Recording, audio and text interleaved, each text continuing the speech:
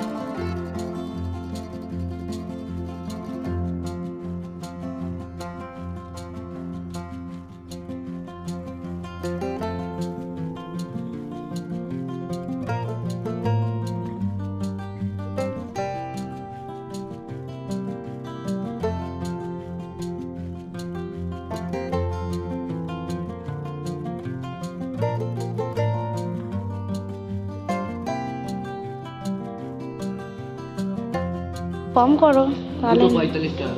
না না কপির দাম বেশি, আমি 15 টাকা করে নিলাম, 15 টাকা করে নিলাম, 20 টাকা করে নিলাম, 20 টাকা করে দুটো নেব। তাহলে বাড়ির সামনে থেকে নিয়ে নিলাম টাটকা সবজি।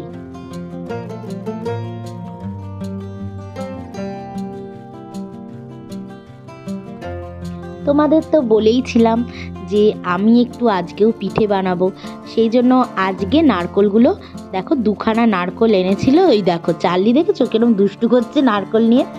তো নারকোলগুলো আজকে একটু কেটে খুঁড়ে টুড়ে দেবে, কোড়া করে দেবে, নারকোলের কোড়া দিয়ে পাকটা দিয়ে পিঠে বানাবো আজকে।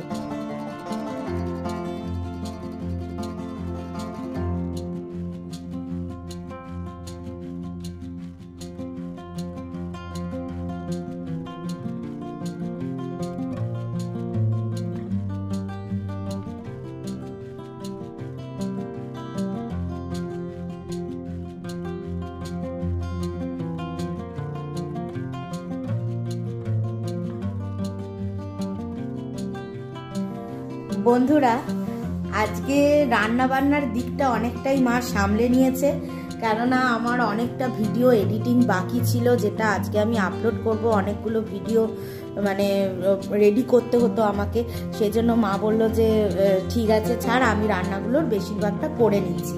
দেখো আজকে মা কি কি রান্না করেছে। এই দেখো মা করেছে হচ্ছে ব্রোকলি আলু ভাজা, তারপরে পুঁই শাকের চচ্চড়ি, মূলো দিয়ে ডাল, অনেক কিছু বানিয়ে নিয়েছে। আমি একটা ভুল বলে ফেলেছি, পুঁই শাক বলে ফেলেছি, পুঁই শাক না, ওটা পালং শাকের চচ্চড়ি মা করেছিল। তো এখন আমি যেটা করব সেটা হচ্ছে দুটো জিনিস বানাবো। এক হচ্ছে তোমাদের দেখাই, এই দেখো ফুলকপিগুলোকে ছোট ছোট ছোট ছোট করে কেটে নিয়েছি, এটার একটা পকোড়া বানাবো। আর হচ্ছে এদিকে দেখো মাশরুম, আজকে চিলি মাশরুম বানাবো, কারণ রাতে অনেকদিন চিলি মানে মাশরুম খাই না, আর মাশরুম মানেই আমার চিলি মাশরুম ছাড়া কিছু মাথায় আসে না। অনেক রেসিপি আছে কিন্তু আমার এটাই বেশি ভালো লাগে, তো এইটাই আমি করব আজকে। এখন দেখো মাশরুমটা প্রথমে ধুয়ে নিয়েছি ঠান্ডা জলে, তারপরে একটু জল নিয়েছি, নিয়ে এর মধ্যে একটু হলুদ গুঁড়ো দেবো, দিয়ে আমি এটাকে হালকা উষুম গরম করে নেব। তাহলে কি হয়, এই যদি মাশরুমের মধ্যে যদি কোনো জাম থেকে থাকে, কেননা এগুলো তো চাষ করার অনেক রকম প্রক্রিয়া আছে, তো যা যা জাম থাকবে সেটা বেরিয়ে যায়। ওই জন্য মাশরুমটা একটু হলুদ দিয়ে ধুয়ে নিলে না ভালো, হলুদ আর একটু নুন। নুনে কি হয়, ওই গায়ে অনেক গুঁড়ো গাড়া লেগে থাকে, দেখি বাক্সে যখন বিক্রি হয় তখন অনেক গুঁড়ো গাড়া লেগে থাকে, তো ওই নুন আর হলুদে না গুঁড়োগুলো ছেড়ে যায়, পরিষ্কার পরিষ্কার হয়ে যায়, একদম চকচক করে। তো আমি হালকা গ্যাসটা অন করে নিলাম, হালকা একটু উষুম গরম করে নেবো এখন। এই দেখো আমার উষুম গরম হয়ে গেছে, দেখো কি সুন্দর। আর ঠান্ডায় না গরম জলটায় হাত দিতে যে আরাম লাগছে। এই দেখো কি সুন্দর সাদা ধবধবে হয়ে যাচ্ছে। এই দেখো, এই যে কি সুন্দর। গাটা একটু হালকা হালকা ঘষলে না এর ওপর দিয়ে একটা লেয়ার থাকে, এটা বেরিয়ে যায়।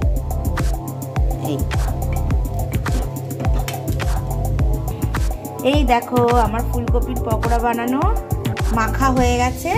আমি একটু বেসন দিয়ে, ধনেপাতা কুচি, কাঁচা লঙ্কা কুচি দিয়ে, হলুদ, নুন, আদা বাটা, জিরে, একটু মৌরি দিয়েছি, দিয়ে ভালো করে নুন টুন দিয়ে সুন্দর করে লঙ্কা গুঁড়ো দিয়ে মেখেছি। এবার এটাকে পকোড়ার মতন ভাজবো। দেখো কড়াইতে তেল আমি গরম করে নিচ্ছি।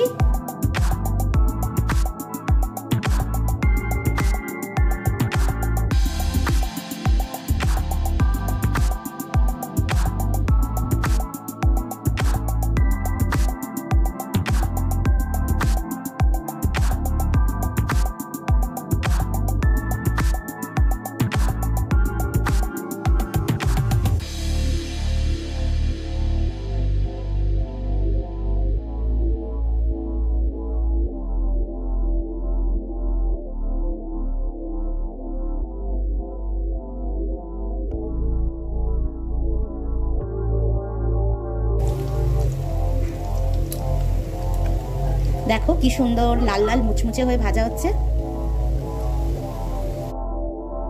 কড়াইতে তেলটা গরম করে আগে মাশরুমগুলো দিয়ে দিলাম, দিয়ে মাশরুমগুলোকে ভালো করে ভাজা ভাজা করে নেব।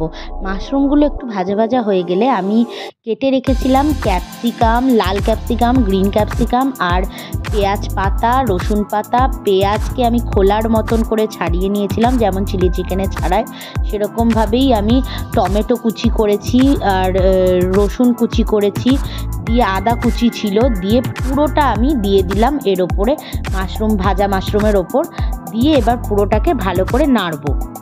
নাড়তে নাড়তে সাথে আমি হলুদ গুঁড়ো, নুন, একটু সামান্য চিনি, জিরে গুঁড়ো দিয়ে ভালো করে নেড়েছি। আর তারপরে আমি দিয়ে দিয়েছি একটু গরম মশলা, আর যে লঙ্কা বাটাটা ছিল ওটা দিয়েছি, তারপর আদা বাটা দিয়েছি, রসুন বাটা দিয়েছি, আর দিয়েছি হচ্ছে আর গ্রিন চিলি চাটনি। আর দেখো কাঁচা লঙ্কা লম্বা লম্বা চিড়ে আমি দিয়ে দিয়েছি, দিয়ে এটাকে ভালো করে ভাজা ভাজা করব। দিয়ে দিলাম ধনেপাতা কুচি, সুন্দর করে এটাকে নেড়ে বেশ মশলাটাকে কষাতে হবে ভালো করে।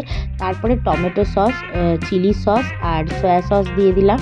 দিয়ে এটাকে আমি কিন্তু জল টল কিচ্ছু দেবো না, আমি এটাকে ড্রাই রাখবো। ড্রাই চিলি মাশরুম খেতে বেশি ভালো লাগে। আমার কাছে যদি সাদা তিল থাকতো তাহলে ওটা দিলে আরও ভালো টেস্ট হতো।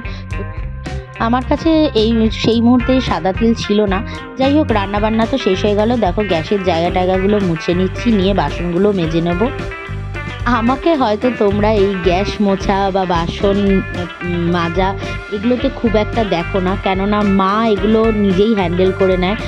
রান্নার পর বাসন মাজা, ধরো বাসন পরিষ্কার করা, এগুলো মা নিজেই করে নেয়। আমি বিশেষ একটা করি না, খুব কম করি, করলেও খুব কম করি, কেননা আমার এতটাই ঠান্ডা লাগার ধাঁচ আছে। আর একটু আমার এই জল ঘাটলেই এত ঠান্ডা লেগে যায় যে গলা বসে যায়, খুব শরীর খারাপ করে দেয় আমার। ওই জন্য মা চেষ্টা করে যাতে আমার জল ঘাটাঘাটিগুলো বেশি না হয়। কিন্তু আজকে মা যেহেতু সকাল থেকে সব রান্নাগুলো হ্যান্ডেল করেছে, সেই জন্য মাকে বললাম যে তুমি চান টান করে ফ্রেশ হয়ে নাও, আমি এগুলো করে নিচ্ছি। আমি ওই জন্য নিজেই এগুলো পরিষ্কার টরিষ্কার সব করে নিচ্ছি। এরপর আমিও চান টান করে লাঞ্চ করে নেব। বন্ধুরা, আজকে প্রচুর ঠান্ডা পড়েছে, সংক্রান্তির ঠান্ডাটা সব আজকেই পড়ে গেছে।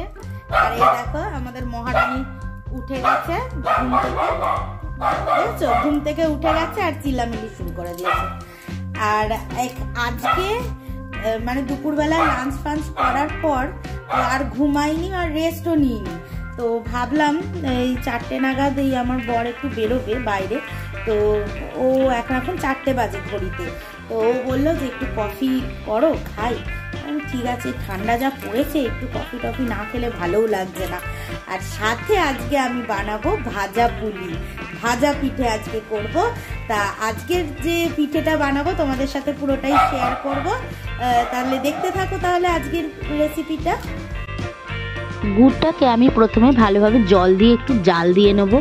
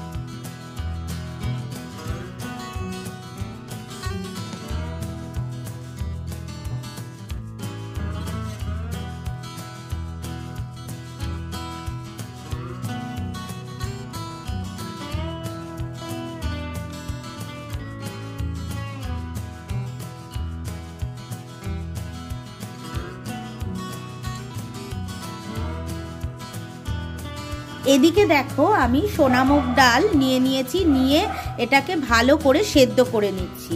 দেখো পুরো ডালটা ভালো করে সেদ্ধ করতে হবে। এই দেখো সুন্দর করে সেদ্ধ করে নিচ্ছি এটাকে আগে।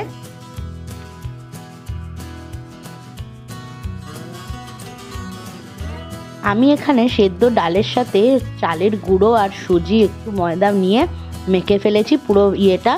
মা দেখো মাখছে এটা।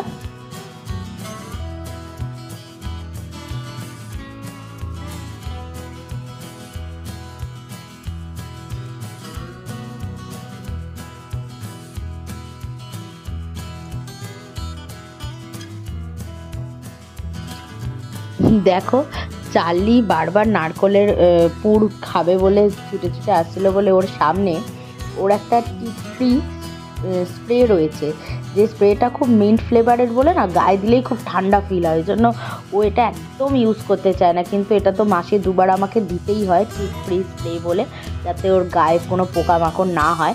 তো এইটা ওকে দিয়ে আমরা ভয় দেখাই, মানে ওকে দিই না স্প্রেটা, কিন্তু ওর ওই গন্ধটা ও গায়ে তো লেগে থাকে, বোতলের গায়ে গন্ধটা নিলেই ওর মানে ভয় পেয়ে যায়। ও বুঝতে পারে যে ওই স্প্রেটা আবার না মেরে দেয়, ওই ভয় দেখে ওকে বসিয়ে রাখা হয়। কি করবো এখন, না হলে বলো আমরা কাজ তো করতে পারবো না, ও ঝট করে এসে যদি মুখ দিয়ে দেয় তো মুশকিল, সেই জন্য ওকে ওরকম বসিয়ে রাখা যায়। আর এদিকে দেখো আমি লেচি করে নিয়েছি, একটা লেচি করে পুর দিচ্ছি, দিয়ে সুন্দর করে একটা ডিজাইন দিয়ে দিচ্ছি।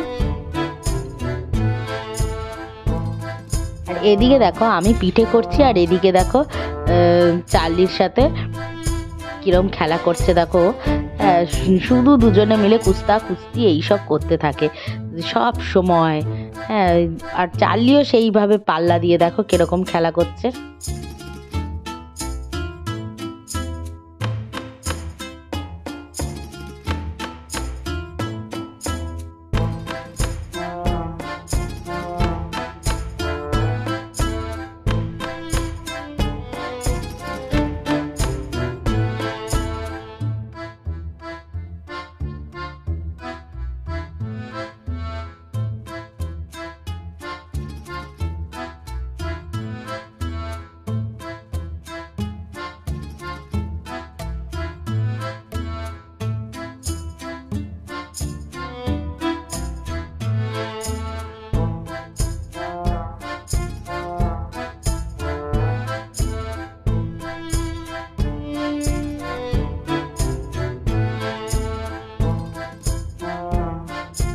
মারপিট শেষ, এবার হচ্ছে আদর খাওয়ার পালা। দেখো খুব করে আদর খাচ্ছে। এদিকে দেখো মা পিঠেগুলো ভেজে নিচ্ছে, আমি এক এক করে দিচ্ছি আর মা ভেজে নিচ্ছে।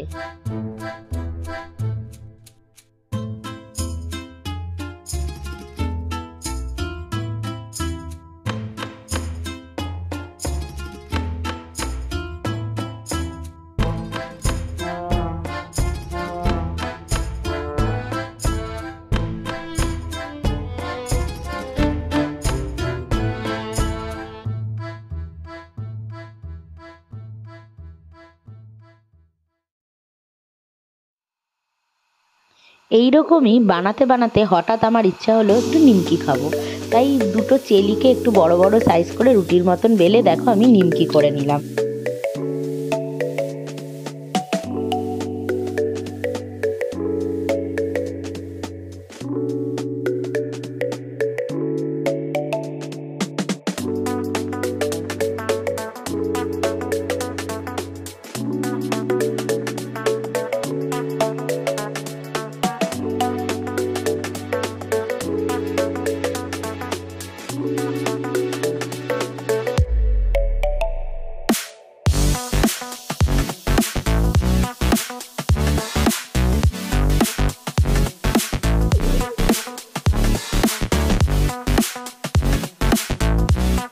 এই পিঠে করতে করতেই অনেক রাত হয়ে গেছিলো বন্ধুরা, 9:30 পৌনে 10টা বেজে গেছিলো। সেই বিকেল থেকে শুরু করেছিলাম পিঠে করা।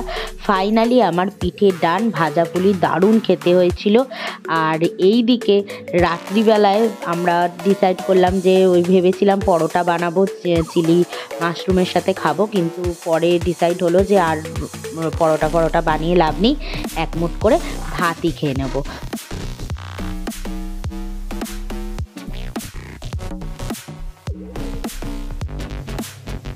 এই দেখো আমার নিমকি ভাজা পুলি রেডি। নিমকিগুলো দারুণ খেতে হয়েছিল, একদম ক্রাঞ্চি। আর এই রাত্রিবেলায় দেখো আমার বাবুই পাখির বাসার মধ্যে চার্লি ঢুকে কি আদর খাচ্ছে, কি ঘুম পাচ্ছে ওর দেখো। যাই হোক, আজকের রাতটা তো এভাবেই সারাদিনটা কেটে গেল।